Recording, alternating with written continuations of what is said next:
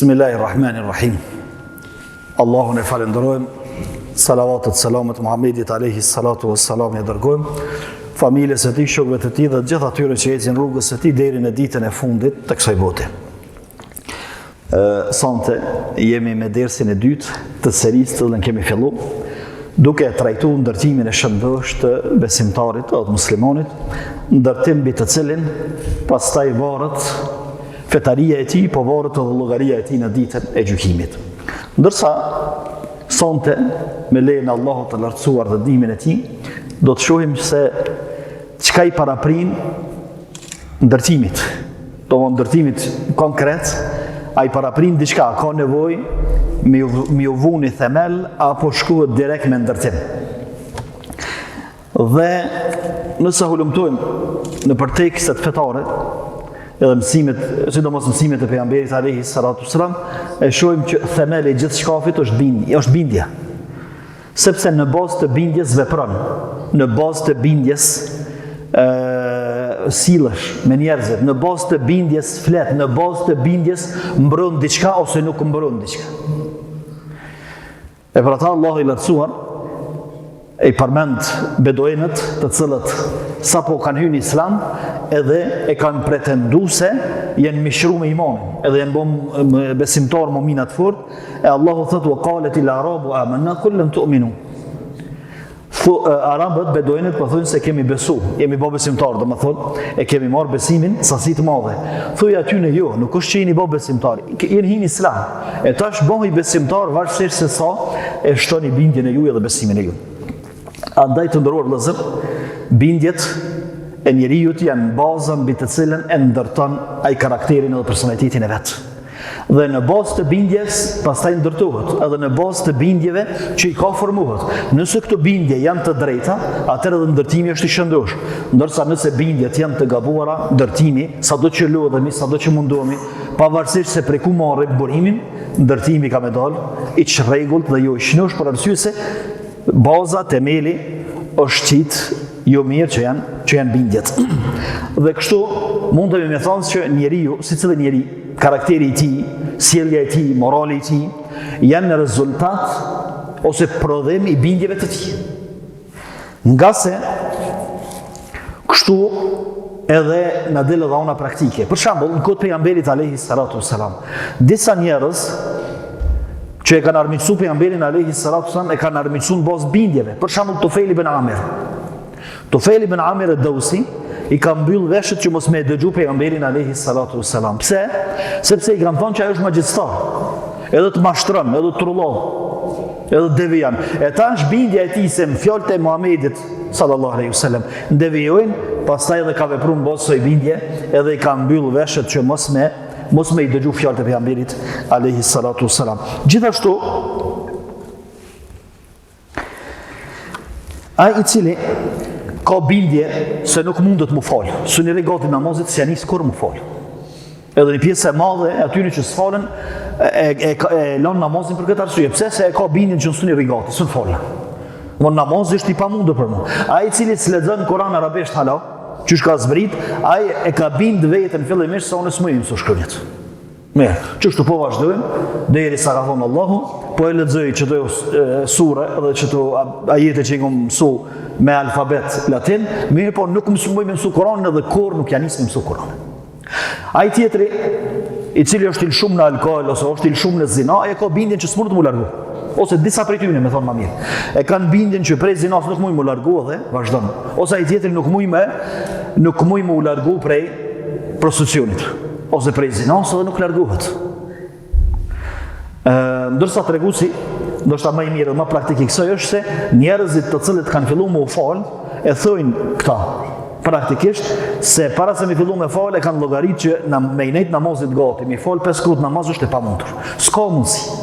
Tash kur ka filluar me u fal edhe është mishruar me namazin dhe se lën namazin, thotë çysh mundet njeri me nejt pa u fal. Ç'muj ka. Pse? Sepse ai paraprakisht e ka ndryshu bindjen e vet, pastaj edhe ka filluar me vepru në bazë të bindjes që e ka ndryshu. Për ndryshe ai që se ndryshon bindjen, ai vazhdon me mendu se nuk muj më fal, së një rigati namazit, s'muj me mësu Kur'anin, s'muj më largu për qësaj, s'muj me lanë. Ne kemi një pjesë e namazlive kanë problemi me duhan. Edhe ai me plot bindje të folë son sunela. E qysh do me lanë kur ai ka bind vetin që son e len? S'ka. Kur se len, qështu jo kur. Mirë po kur e bind vetën son muj me lanë, ka me lanë me lejnë Allah. Njerëz kanë lanë edhe senet, tjera dhe më të rona dhe më të mëdhoja, edhe që janë që varëshmëria për tu krijohet ma letë se sa ndaj duhanit. Mirë po, problemin e kemi të bindjet. Muj me kry një punë, edhe i qasët pastaj së rëzut. S'muj me kry, veç e këshyrë. A bana ki ka forcë edhe 2-3 herë fish për me kry që të njëjtën, mirë po e ka bind vetën që s'mundet. Andaj të ndëruar vëllezër, se rezultati i kësaj është se njeriu shpesh është peng i bindjes së tij të gabuar. Madje bindja e tij e gabuar është pengesa kryesore për me ndryshuar, edhe për me ndërtu mirë. Domthonjë çka, në vend që ai bindjen me shfrytzu që mu ndërtu, edhe mu formu mirë, edhe me ndërtu karakter të shëndosh, ai e ka bo bindjen e vetë penges. Unë s'muj me ndryshu. Edhe ai i cili flet fjalë pahishme ose shon, të pse bre, vjen xhami mu falë dhe sinal këtu fjalë, o s'muj unë. Pse? Sepse i ka thonë mendjes vetë që unë s'muj me ndryshu. Edhe bëhët peng i bindjes vetë. Për ata Allah i lartësuar me plot të drejtët kullu nefsin bima kesebet rahin. Se cili njeri është peng i punës vetë. Nesër nuk ka dikush arsye me dol para Allahut, më thonë Allah, unë s'kam mujt më fal sepse çashtu e kam pas bindjen që suni rri gati namazit, ose s'muj me fal namazin. E Allahu, nëse i thot dikush kështu, Allahu ka më thonë, pse se bind që vetën që muj më fal, sikur se plot tjerë që e kanë bind vetën. Ose ai i cili, besimtari i cili del se ka pi alkool para Allahut dhe i thot, unë se kam lënë alkoolin, se më largu pi alkoolit, sepse e kam pas bindjen që s'muj më largu. Allahu dhe pse se bind që vetën që mund është më largu, që janë largu tjerët. Që do thotë se njeriu është peng i vetes, i veprave të veta, paraprakisht është peng i punës së vet. Dhe kështu çdo shembull, çfarë dush shembull i merre? Ndash të farzeve, ndash gjunohave, domthon farzet që lihen edhe gjunohat që kryhen. Të gjitha munden me ulon. Gjunohat është fjala, mundet mu largu njeri për gjunoha pa problem. Ndërsa farzet munden mu kry sipas mundësisë. Qysh na kanë ngarku Allah i lartësuar, dhe çfarë dush shembull i mundesh me fut këtë. Pse s'dan mu fal në xhami për shembullin? A e fol në sabahin të shtëpia po. Xhamin e ki 5 minuta. Pse unë e ka bindë vetën që unë duhet më fal shpejt dhe me vazhdu gjumin.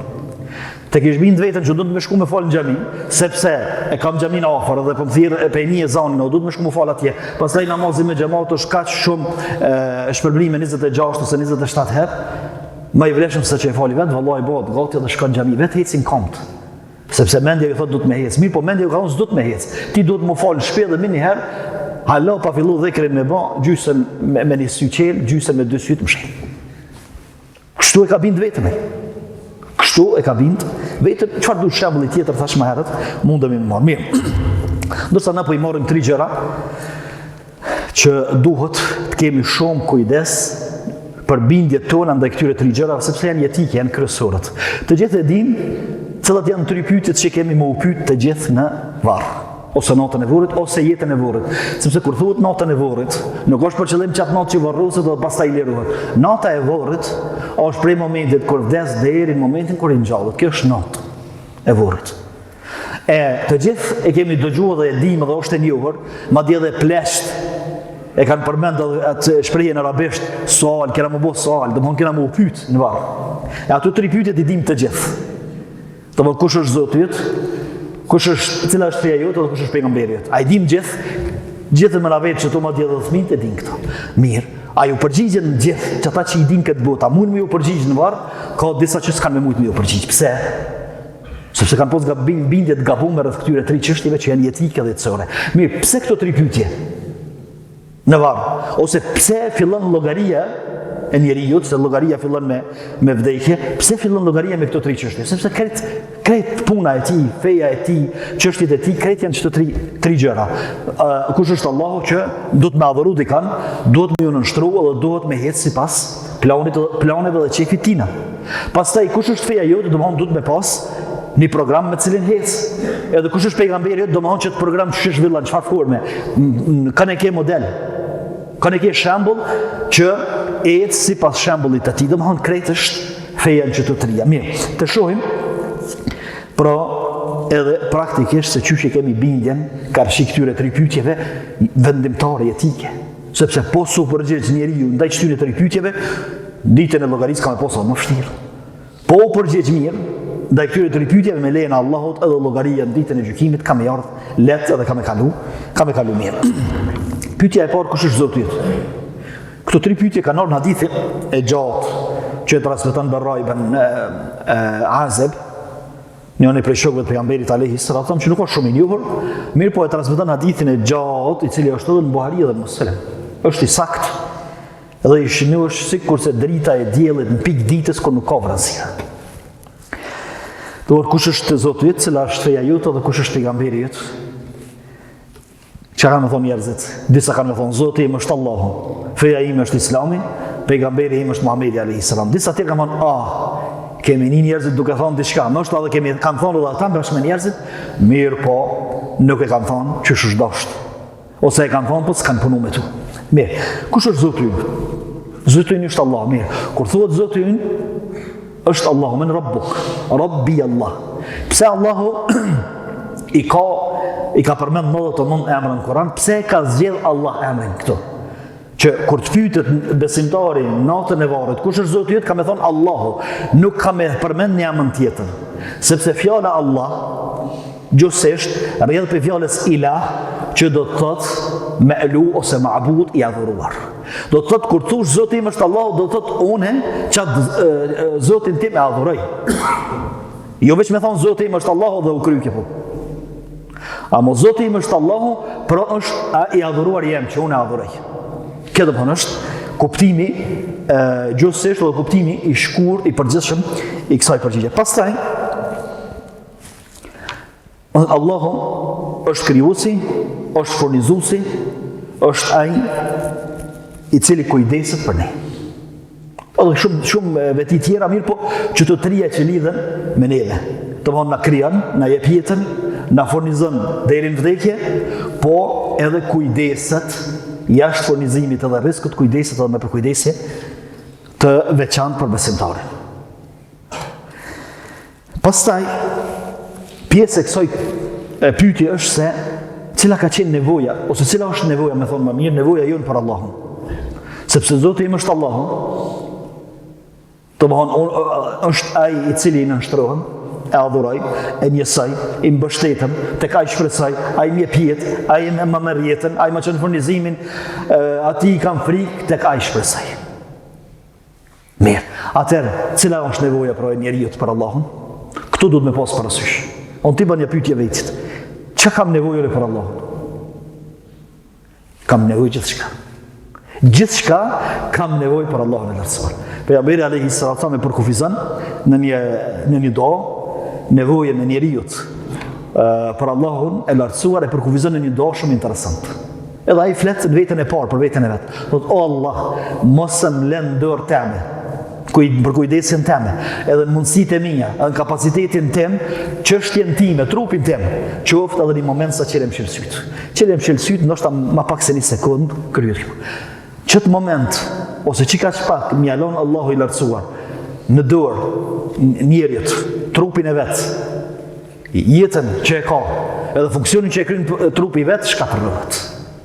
S'ka mundësi, asë një moment sa qelem shëlsyt. E atëherë do thonë që ka qenë ka i nevojshëm Allahu për neve që asë një moment sa qelem shëlsyt s'mujmë bojmë pa Allahun e lartësuar. Pastaj furnizimi, pastaj kujdesi Allahu ndaj njeriut, kërkimi i stres tek ai, shpresa tek Allahu, frika për tij, domthonë gjitha këto e bojnë nevojën e njeriut për Allahun e lartësuar të vazhdueshme në çdo moment, në çdo të qindën e sekondës edhe më njësi edhe më të vogël në sekondë. A e ndimë në qështu? A e ndimë në qështu? Apo ka momente kur harrojmë se duhet me konë me Allahun e lartësuar? Apo ka momente kur mendojmë që na ja dolëm? E shumë zëtë dhe ja dolëm, i shkathët ja dola, i menqër e kreva, e ka pa momentin edhe e kreva. A në mashtrojnë kje? Në mashtrojnë. Na mashtron. Sikur se nxënësi ose studenti kur merr një të mirë thotë pse na marr një të mirë. Kur merr një dëp thotë ma pas kalon profesori dëp. Pse s'po thotë pse na marr dëp çtash? Pse? E kështu që njeriu harron ndoshta edhe besimtari harron me ndi nevojën e vazhdueshme të tij për Allahun e lartësuar. Edhe kur jemi në gjumë, edhe kur jemi zgjut, edhe kur jemi të fuqishëm, edhe kur shohëm, edhe kur nuk shohëm, edhe kur dim, edhe kur nuk dim, edhe kur jemi të aftë, edhe kur jemi të pa aftë, nuk ka mundësi asnjë moment mu mjaftu pa Allahun e lartësuar. A e nim çto? Po, nëse e nim, atëherë mirë jemi. Kush është Zoti yt? Kush është Zoti yt? Zoti im është Allahu që s'muj me bë asnjë moment sa qilem shëlsyt pa ta. S'ka jetë për mua. Bllokohet trupi. Nëse Allahu heq dorë, edhe ma lën muën për kujdesje trupin tem, për që ka që moment, bllokohet trupi. Prishet jeta. Mirë. Pastaj, sa Allahu i lartësuar, përderisa është kështu, edhe për çdo kant, përveç Allahu të lartësuar, mundemi mu mjaftu edhe pa ta. Ndërsa pa Allahun s'mundemi mu mjaftu kur, atëherë që nga i vetmi që meriton në nështrimin, madhërimin, përulljen, dorëzimin, lutjen, adhurimin prej neve. S'ka s'meriton dikush tjetër. Këj po i meritej ka. Për arsye se unë pa to, kur gjithë s'u bëbëjsha, e mos s'u bëbëjsha për to, atëherë krejt këj i meriton. Kul inna salati, wa nusuki, wa mahjaja, wa mamati lillahi rabbil alamin, la sharika lahu, wa bidhalika umirtu wa ana awwalul muslimin, thot Allah i lartësuar, thuaj o Muhammed sallallahu alaihi wasallam. Thuaj, namazim, kurbanim, jeta ime, vdekja ime janë për Allahun, për arsye se unë pa to s'muj.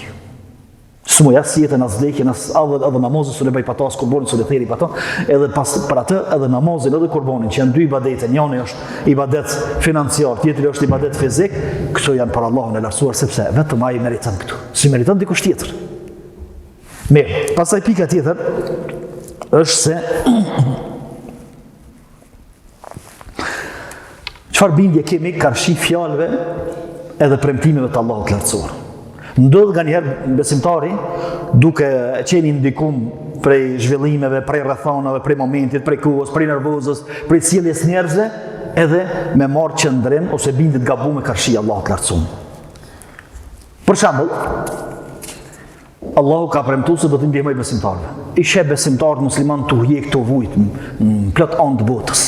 I sheh zullumçart që pa e kanë pushtetin, edhe po bojnë çka do. Edhe tash mundet me shku me në me thonë, kur i një mënë Zoti? Kur i një mënë? Ti tash në kamet neve me spravu Allahun e lartësuar, me thonë, Allah, ti ke thonë me në një pëse s'po në një mënë. Jo, sa Allahun ndihmon edhe ndërhyn, kur është vasmire dhe kur është momenti më i duhur. Edhe pse na e vlerësojmë çashtu, që njerëzit po vriten pa hak, fëmija po vriten, po digjen, po masakrohen, po. Mirë, ma i dhem shumë. Se na për ta është Allah i lartësuar. Mirë po Allah e ka planin e vetë, që ndërhyn kur ai dën, edhe ndërhyn që është dënaj. Edhe ndërhyn në momentin më të mirë. E mundet dikush me pas këtë bindje të gabuar. Pse Allahu s'pja thënë qafën zullumçarme. Pse se? Kë tash e paramendon Allahun e lartësuar që më bën nervoz si njeri më një herë. Edhe një fjalë ja thot jo të mirë, kjo ja thot edhe 10 tjera. Një herë ja bën të keq, kjo ja kthen me 10 këqija. Jo, Allahu s'është kështu. Allahu nuk është kështu.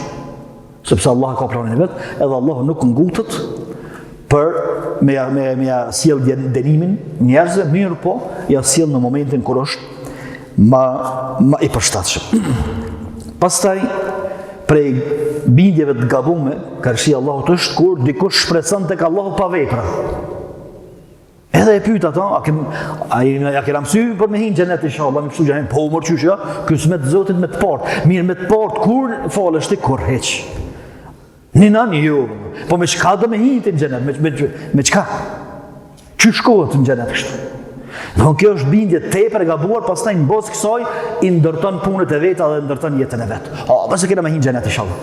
Mos anena bën okej që s'falet kur, e sa gjëran, e si bën punë kryesore të Islamit, menon që para hoxhës, para haxhis, para atij që i fal 5 vakte, nuk kam hinë xhenet para ty, nëse unë zemrën e kam pashtë.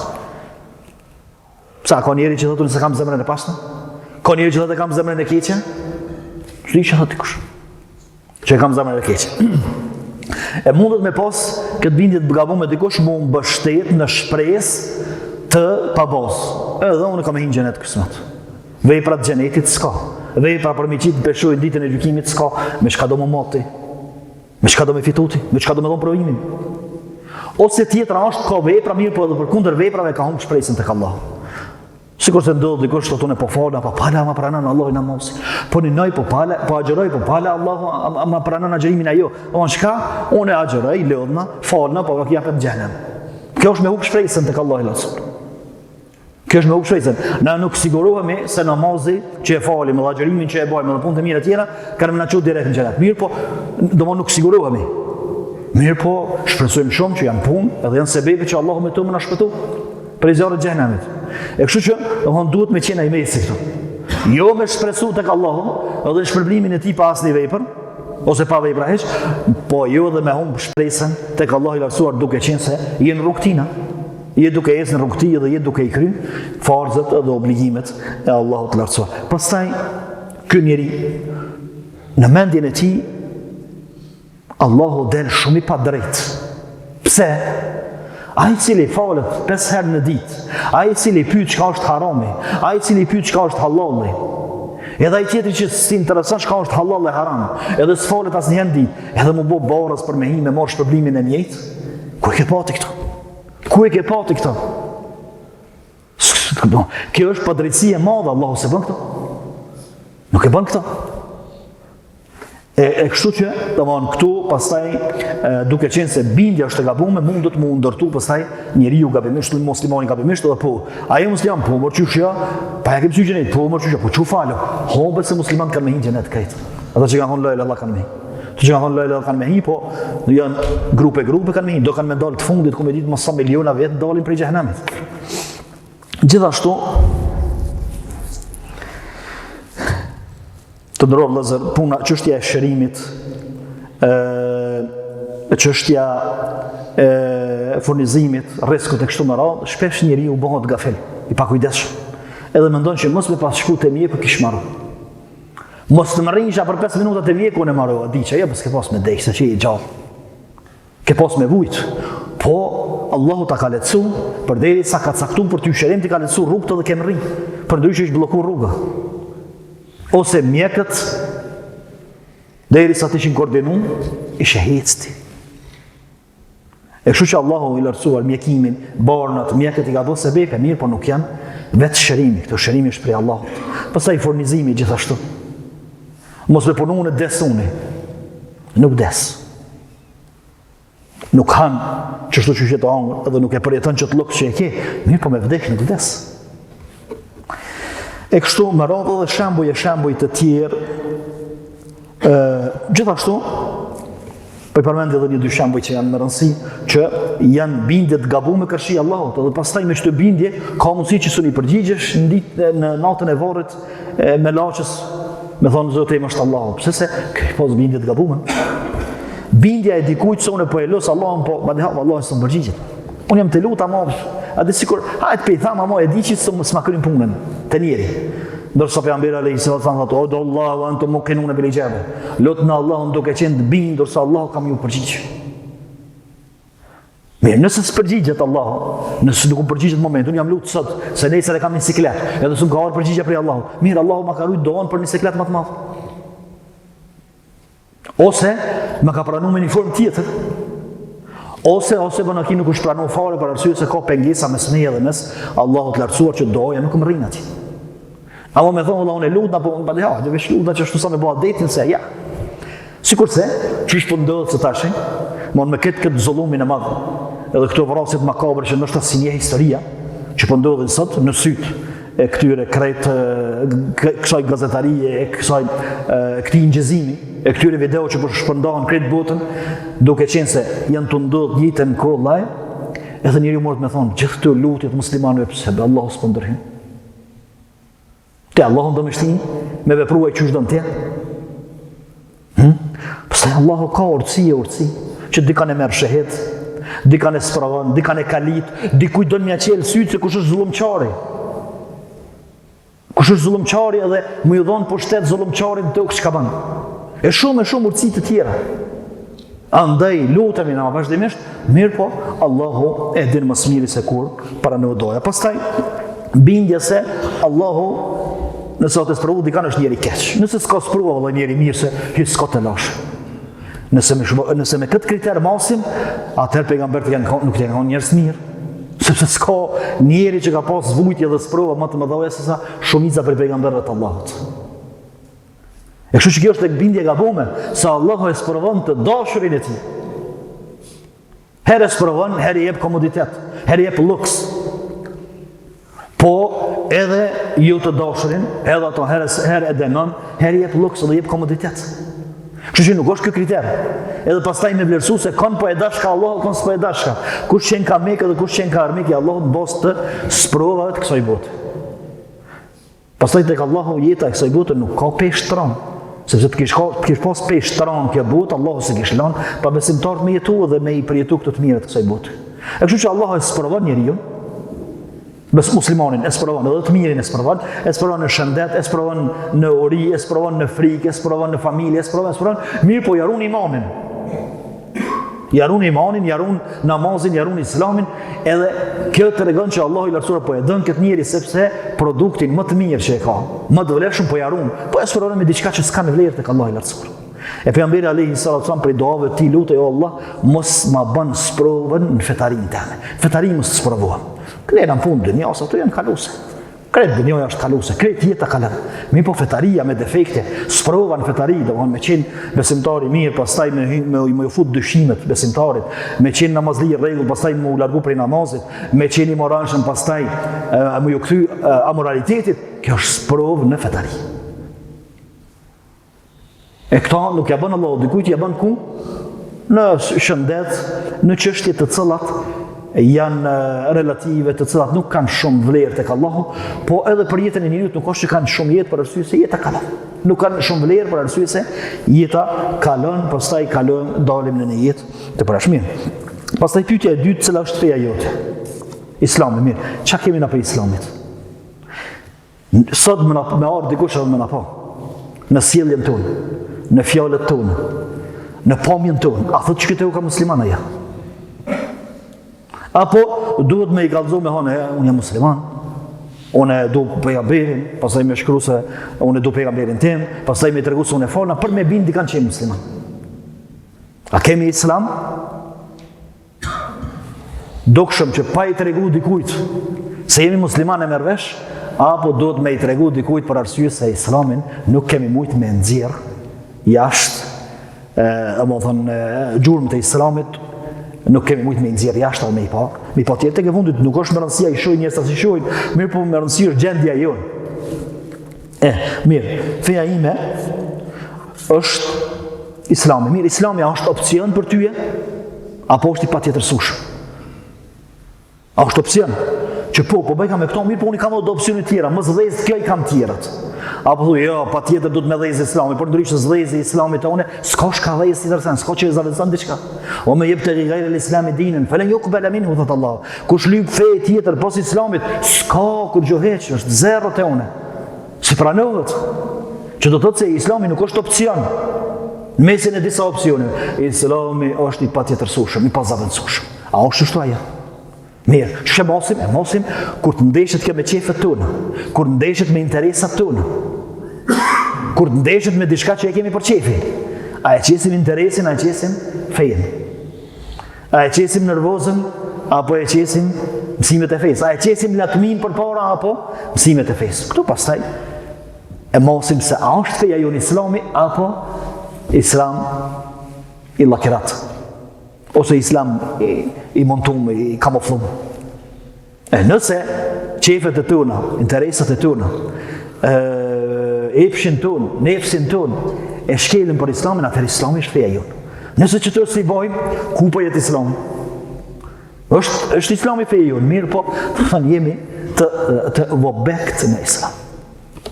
E këto pastaj, mundet me emat, se cili pastaj këtë islam, që e ke të pazavëndsueshëm, prej kujt e merr? Ku e mëson? Sot çështjet kryesore ndoshta të islamit, thot vjen besimtari dhe thot e kam dëgjuar njërin. Kush është ai njëri? Nuk e di po çto po fal. Pa që ka pesh ka feja të ti që me marë kush do që tjetaj? Mirë, nëse e ke vajzën për martesa, e kështë dhonë dikujt filanit, valloj nuk e di, nuk për një, po i edhash vajzën. Jo, ma çfarë pa e njohë mirë. E po qysh po e merë fejën për tina? Qysh po e ndërton bindjen tane, fetarin tane, karakterin tane mbi dikan të cilin nuk e njeh. Nuk e din, a është kompetent për me folë për këtu a jo? Pastaj, a është drejt duke folë apo jo? A është i lejthitun apo është i udhëzum? Ose tjetra është kur fillon me folë për gjithë shka të fesë. Eshe, bagazhi i tij, njohurive të fesë dhe i përgatitje fetare, është dikon që aty ka fillimi i minimumit.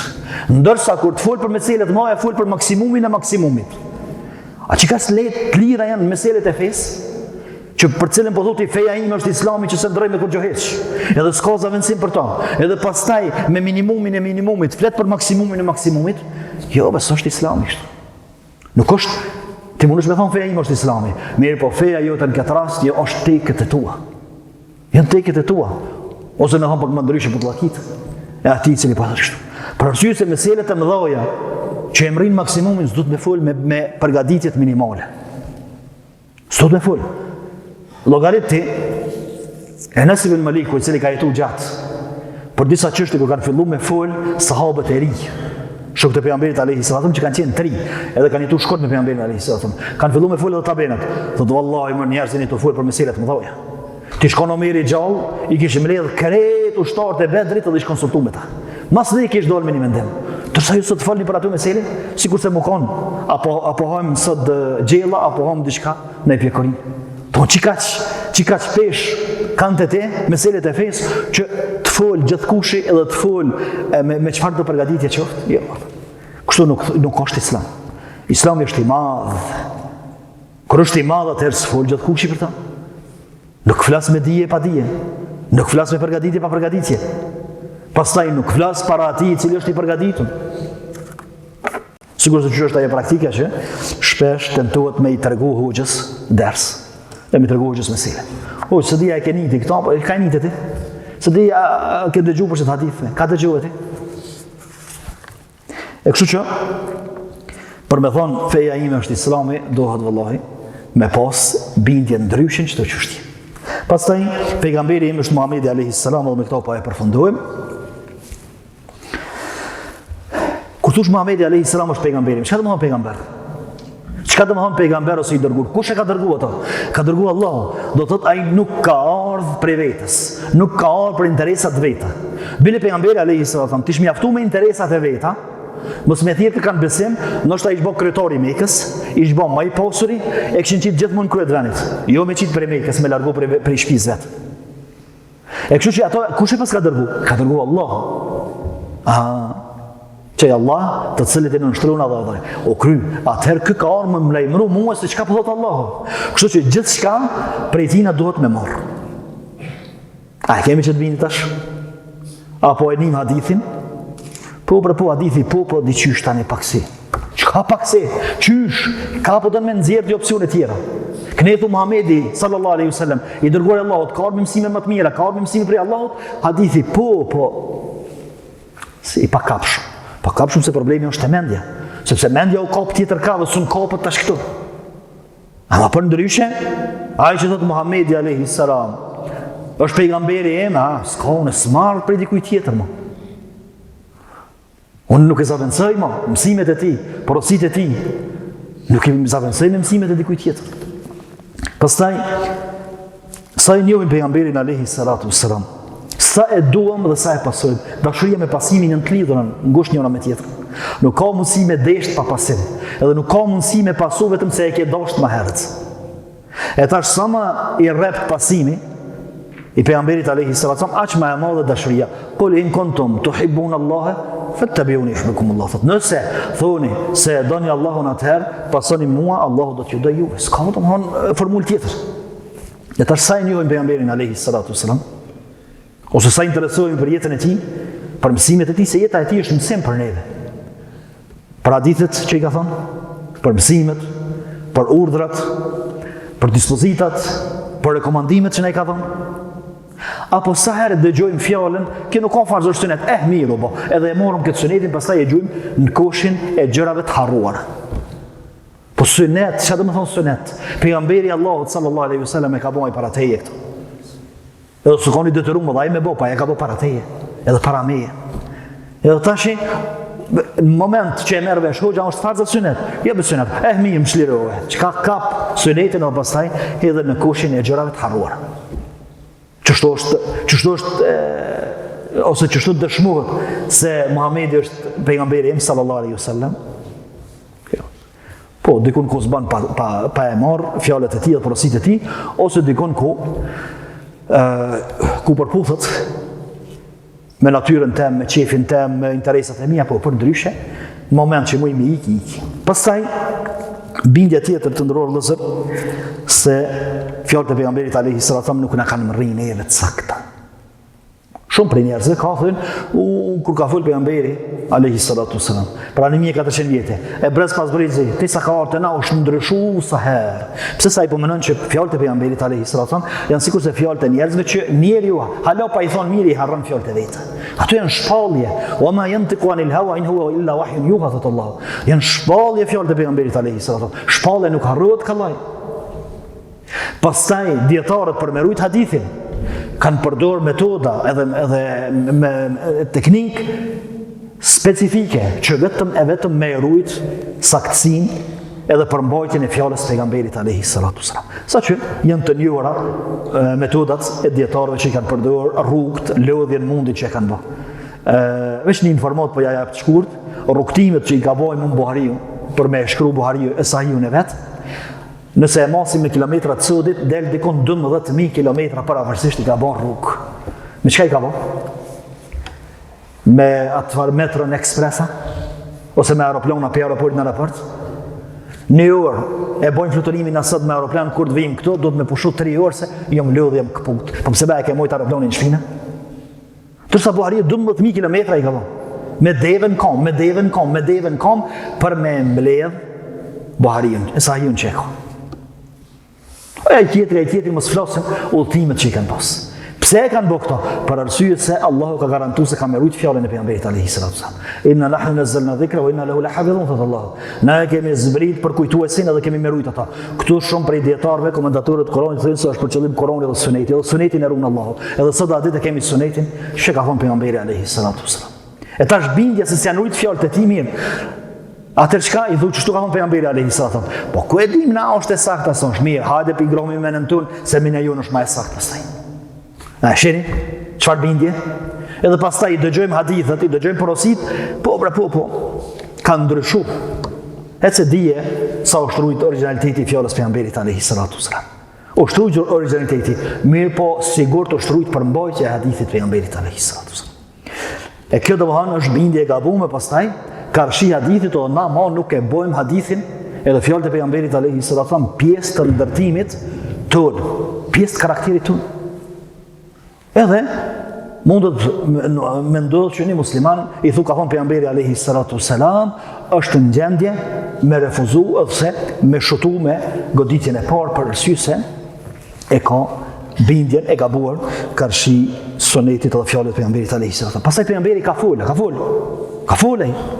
Pse ka fol? Ka fol për me sqaruar dispozitat. Sa Allahu i ka thonë ne ta kemi zbrit Kur'anin që me e qartësu se që kemi dosh me thonë Kur'an. Që ka qartësu pejgamberi alayhi salatu wasallam? Ka qartësu me fjalë. Ato fjalë pastaj janë kanë pjesë të shpjegimeve të ajeteve, që janë kanë pjesë të shpalljes. Edhe janë rujt pastaj si shpallje, edhe janë shubes pas brezi dhe sot në kanal. Edhe kështu që, kur thënë dietar për një hadith është i saktë, i vërtet, ose punohet me ta, o krima, mos e lodh me anela, më thonë, shtrujt asë shtrujt. Për arsye se dalin pastaj shumë probleme tjera. Mirë, a ka mundësi dikush me thonë me bindje të plotë se pejgamberi është Muhamedi alayhi salam, edhe me mendu se dikon tjetër gjanë mësime më të mira, edhe udhëzim më të mirë. S'ka mundësi. Sepse për pejgamber prej Allahut, Allahu i ka fjalë më të mira, mësimet më të mira, rregullat më të mira, atëherë i ka pru më të mirat. E tash nëse themi Muhamedi alayhi salam është pejgamberi të cilin e ka dërguar Allahu për mua dhe këtë njerëzimin, atëherë s'ka mësime dhe udhëzim më të mirë sa udhëzimi i Muhamedit alayhi salam. Afa hukm al-jahiliyyah yabghun wa man ahsanu min Allahi hukma liqawmin yuqinun. Thot Allah i Rasul. E çfarë vendime, çfarë dispozita tjera po dojnë xahilitit, kur Allahu i ka zbrit dispozitat më të mira për popujt të cilët mendojnë edhe binden në të vërtetën. Kështu që edhe këto duhet ta kemi parasysh. Sepse dikush duke e pas bindjen gabim të karshi udhëzimit, pejgamberit alayhi salatu wasalam, edhe me thonë po hadithet po kështu po, këtu janë për një periudhë të caktuar. Ka ndru koha. Ka ndru koha, po s'ka ndru Islami, s'ka ndru Kur'ani, s'ka ndru dispozitat edhe farzat dhe s'kan me ndru deri në kiamet. Edhe nëse dikush mendon se duhet me pas tjera dispozita, tjera norma, tjera rregulla, sepse ka ndruar sapin. Të kaluam kanë ecë me deve, tash po ecim me autobus, se e banum nomin, e me aeroplana e banum nomin. Me aeroplana e me gjitha këto mjetet që i kemi sot, as minimumit të zjarrete dhe të vizitave si me të i bën që i kemi bën më herët në kam, edhe me deve që i kanë bën njerëzit, edhe me kuaj. E kështu që ka ndru jeta, stili jetës, ama feja s'ka ndru. Harami ka mbet haram, halali halal. Urdhë, farz, edhe ndalesa. Pastaj, ku jemi me sunetin e pejgamberit alayhi salatu wasalam.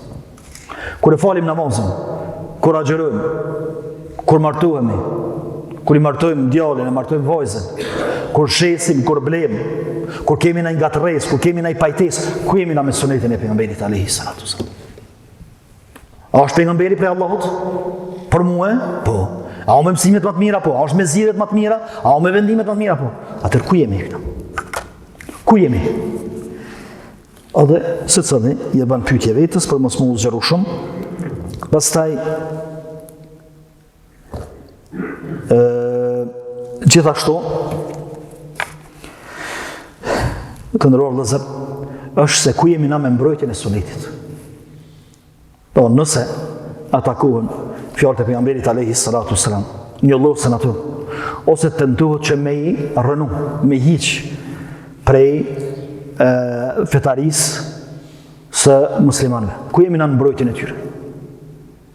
Ku jemi na që duhet me i mbrojt ato, edhe duhet më ju dalë përballë këtyre tentativave të cilat janë të shumtuara dhe qëllimi i tyre është me rënu Islamin. Mirë, po çysh i mbrojmë në atë kur nuk i kemi në veten tonë? Çe mbrojmë në sunet të pejgamberit alayhi salatu, çe mbrojmë në hadith të cilin nuk i kemi pjesë të jetës tonë, edhe ajo është dashur të thonë pjesë e jetës tonë. Pastaj mësimet e pejgamberit alayhi salatu wasalam, udhëzimet e visionit, prapë e them, janë opsion. Kur tham opsion, e kam për qëllim disa zgjidhje, disa opsione i kam. Mirë, kjo një për tyne, apo është i pazavendësueshëm, është më i miri. Ti jepja përgjigjen vetës. Kur tipën 2-3 mundësi, se çysh me e bën një punë, çysh me zgjidh një problem, çysh me bën një vepër, edhe thuhet kështu e ka bërë pejgamberi alayhi salatu wasallam. Pastaj kështu e bojnë njerëzit, kështu e bojnë në Afrikë, kështu e bojnë në Arabi, kështu e bojnë atje. A mbetet me thonë vëllahet për zgjedhjen njëna me thonë jo, po du me bosh që ka bërë pejgamberi alayhi salatu wasallam. Sepse ai është shembulli më i mirë. Edhe është shembull pejgamberi alayhi salatu wasallam për neve, apo kemi shembuj të tjerë. Kur dojmë me vepru diçka, a e kemi përpara syve se çka vepru pejgamberi alayhi salatu wasallam, apo çish po vepron filon e fistek, ose çish është marrë vendimi filan vendin, filan komisionin e kështu me radhë. Edhe pse për modelin si model do të flasim temën e vete, mirë, po këto ishin shpjegimet të cilat i kam pa edhe i kam përzgjedhur për juve, që mendoj se janë të rëndësishme rreth këtyre 3 çështjeve jetike për neve. Në mënyrë që të jetojmë me këto 3 parime kryesore, ta dim sakt edhe të kemi bindje të drejtë që Zoti ynë është Allahu, pastaj feja jonë është Islami dhe pejgamberi ynë është Muhamedi alayhi salam, në mënyrë që t'i përgjigjem pa hamendje dhe pa mendu në natën e varrit 2 melaçeve të cilat kanë marrë dhe më pyet. Elusim Allahun e lartësuar për timin të tillë, të jetojmë si të tillë dhe t'i përgjigjemi shumë shpejt, shumë qartë, pa frikë natën e varrit këtyre 3 pyetjeve, përgjigje të duhur, përgjigje e cila pastaj na e determinon edhe lumturinë e ditës së gjykimit inshallah taala, ose shpëtimin nga trishtimi i ditës së gjykimit dhe fitoren kryesore, fitimin e xhenetit. Allah na bëf prej të tillë. Sallallahu selam ala nabiyina Muhammad.